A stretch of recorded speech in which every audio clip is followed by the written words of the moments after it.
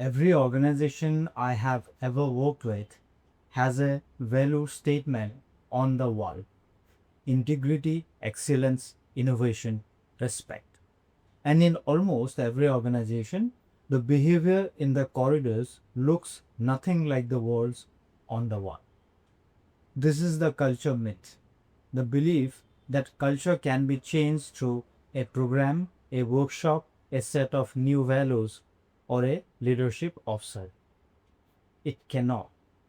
And today I want to show you what actually shifts culture and why it is both simpler and harder than everything in a culture change program.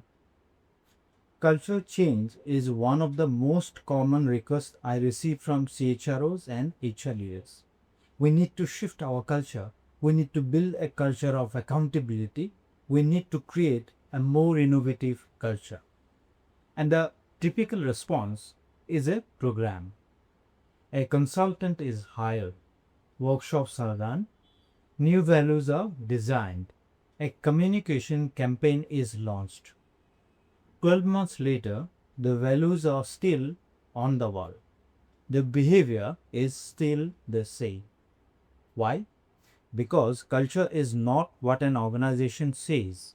Culture is what an organization does. Consistently, repeatedly, especially under pressure. You cannot change culture by changing the words. You can only change culture by changing the behavior. And behavior change in organizations happen in exactly one way: through what leaders model, what leaders reward, and what leaders tolerate. Three things that actually shift culture, and they all live at the leader level. What leaders model? Culture travels downward. Every behavior a senior leader demonstrates consistently becomes implicitly permitted for everyone below them. If a senior leader is never on time, lateness becomes culturally acceptable. If a senior leader interrupts people in meetings, interruption becomes the norm. If a senior leader takes credit for their team's work, credit taking spreads through every layer in that organization. The reverse is equally true. If a senior leader consistently acknowledges mistakes publicly, psychological safety grows. If a senior leader asks questions before giving answers, curiosity becomes culturally valued. If a senior leader protects their team members' time, time becomes treated as valuable throughout the organization. Culture is not designed, it is demonstrated. What leaders reward? Every organization gets the behavior it rewards. This sounds obvious, but most organizations reward behavior that directly contradicts their stated cultural values. An organization that says it values collaboration but promotes individuals who succeed at the expense of their colleagues rewards competition, not collaboration. An organization that says it values innovation but penalizes failure rewards caution, not innovation. An organization that says it values honesty but shoots the messenger when bad news arrives rewards silence, not honesty. The culture that actually exists in any organization is visible in the promotion decisions, the bonus allocations, and the performance conversations, not in the value statement, what leaders tolerate. This is the most powerful cultural force and the most overlooked. Every time a leader sees behavior that contradicts the stated values and says nothing, they have just endorsed that behavior loudly, even in silence. A team that watches a manager tolerate disrespect, mediocrity, or dishonesty learns something very clear. The values are decorative, the real rules are different. The leaders who build genuinely strong cultures are not necessarily the ones with the most charisma and the most compelling vision statements.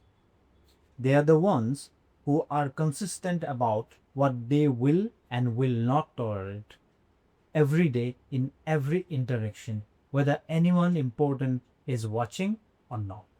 An HR director came to me wanting to build a culture of accountability in her organization. She had run two culture programs in 3 years. Both had generated positive feedback in the role. Neither had changed anything outside it. I asked her one question: what happens in your organization when a senior leader misses a commitment? She was quiet for a moment. Then she said, usually nothing. We note it, move on. There was the answer. Her organization said it valued accountability, but when accountability was tested at the senior level, it was tolerated away. We did not design a third program. We worked with the leadership team directly on one thing: what they modeled, rewarded, and tolerated in their own behavior. 6 months later, she told me something had shifted.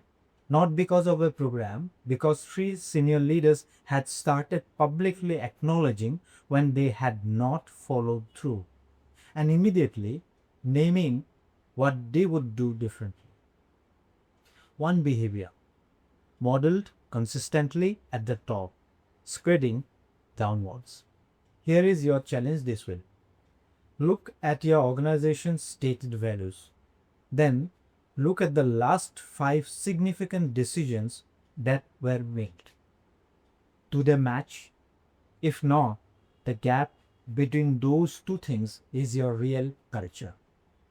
Tell me in the comments, what is one behavior your organization says it values but consistently fails to demonstrate? CHROs, DM me culture if you want to talk about what actually shifts culture in your organization. I am Bikash Kalita, CEO. Next